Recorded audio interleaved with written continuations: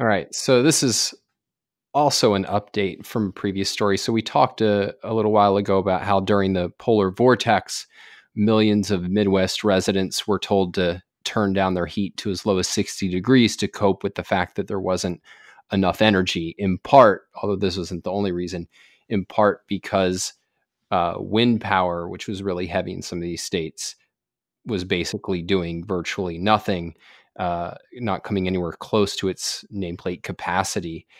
And one story that popped up during this time, and I've seen it pop up more and more again, is this discussion that what we need as kind of the next step in improving the grid is what's called demand response.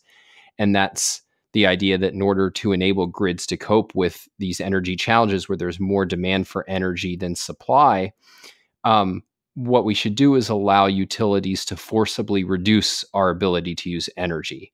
So this is just from one story that's kind of representative from Inside Climate News. It says some of the most promising ways to operate a cleaner grid involve using technology to reduce demand during peak periods and getting businesses to power down during times when the electricity supply is tight.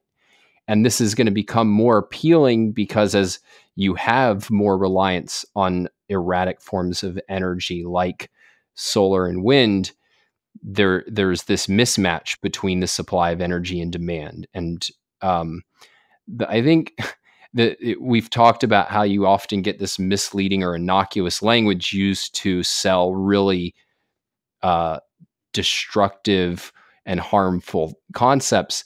And in this case, I mean, what demand response really is power deprivation, where like you can just picture Alexandria Ocasio-Cortez walking to your house on a cold day and turning down your thermostat. And this is supposed to be what energy progress consists of, when in fact it's really just energy regress. It's instead of trying to meet our need for energy, it's we are going to take away our ability to demand energy. Yeah, in a sense, the ultimate demand response is a blackout.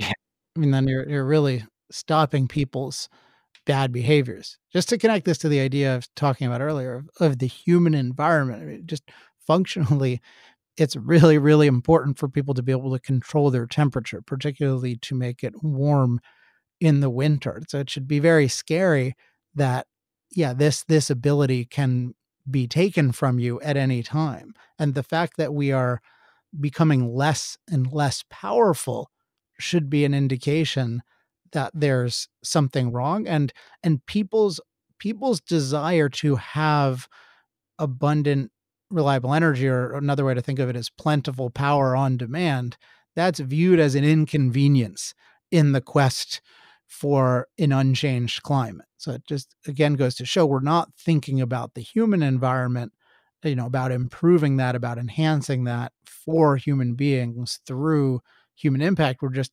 trying to save the non-human environment from human impact and then hope that somehow everything will turn out well for us, even as we're freezing to discomfort or worse.